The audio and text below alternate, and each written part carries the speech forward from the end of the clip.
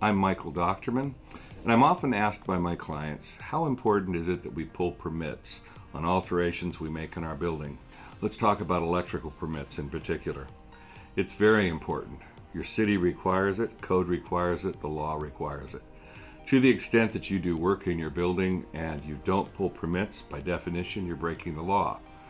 You're doing something that could cause a fire, and if it does, you leave yourself open for an argument with the insurance company that what you did was illegal, and insurance companies do not like to insure illegal activities. There's a reason for permits to be pulled, for engineering to go on to make sure that in fact it's safe to add additional electrical load.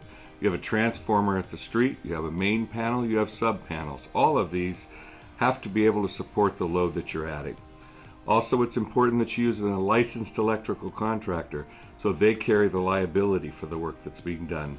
Always make sure that you have subcontractors add you as an additional insured and provide you with a certificate of insurance showing that they have in fact done so. Also, a workers' comp certificate is important so that in case something goes wrong, they don't end up claiming workers' comp claim on your workers' comp.